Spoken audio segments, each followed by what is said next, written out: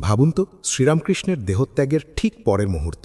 শোকস্তব্ধ শিষ্যরা, চোখে জল, ভবিষ্যৎ অন্ধকার। আর ঠিক তখনই দক্ষিণেশ্বর মন্দির কর্তৃপক্ষ তাদের মুখের ওপর দরজা বন্ধ করে দিল। বন্ধ হলো খাবার, বন্ধ হলো আশ্রয়। কেন এই চরম অপমান? জানতে হলে ভিডিওটি শেষ পর্যন্ত দেখুন। 1886 সাল ঠাকুর শ্রীরামকৃষ্ণ মহাসমাধি লাভ করেছেন। তার তরুণ শিষ্যরা তখন দিশেহারা। তাদের মাথার ওপর থেকে মথুরবাবুর স্নেহের ছায়া অনেক আগেই সরে গেছে। মন্দিরের কর্তৃত্ব তখন মথুরবাবুর ছেলে ত্রৈলোক্যনাথ বিশ্বাসের হাতে। মথুরবাবু যেমন ঠাকুরকে অবতার জ্ঞান করতেন, ত্রৈলোক্যনাথের মনোভাব তেমন ছিল না। তার চোখে এই ত্যাগী যুবকেরা ছিলেন মন্দিরের উপর বোঝা।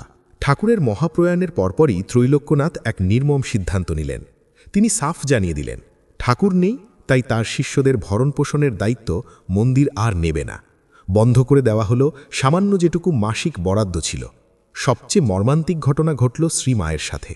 যে জগজ্জননী মা সারদা দেবীকে ঠাকুর স্বয়ং পুজো করেছিলেন, ত্রৈলোক্যনাথ তার জন্য বরাদ্দ সামান্য মাসিক 7 টাকা ভাতাও বন্ধ করে দেন। তাকে একরকম বাধ্য করা হয় দক্ষিণেশ্বর ছাড়তে। চরম দারিদ্র্যের মধ্যে কামারপুকুরে দিন কাটাতে বাধ্য হন মা।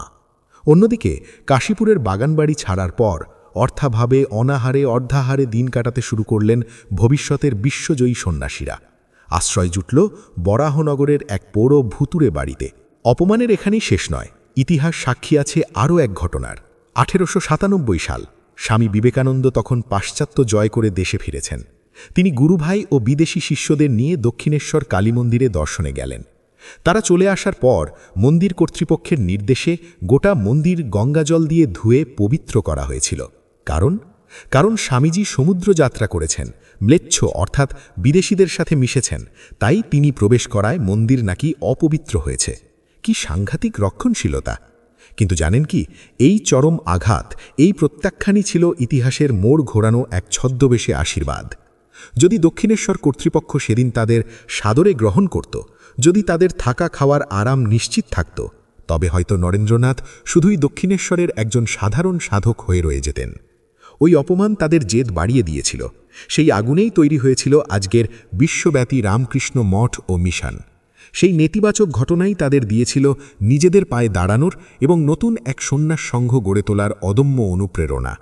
সত্যি, সেদিন দক্ষিণেশ্বরের দরজা বন্ধ না হলে হয়তো বিশ্বের দরজা বিবেকানন্দের জন্য খুলত না। এই ঐতিহাসিক সত্য নিয়ে আপনার কি মতামত? কমেন্টে অবশ্যই জানান। ভিডিওটি ভালো লাগলে লাইক করুন, শেয়ার করুন এবং এমন আরও অজানা ইতিহাসের সাক্ষী হতে আমাদের চ্যানেলটি সাবস্ক্রাইব করে বেল আইকনটি প্রেস করুন। ধন্যবাদ।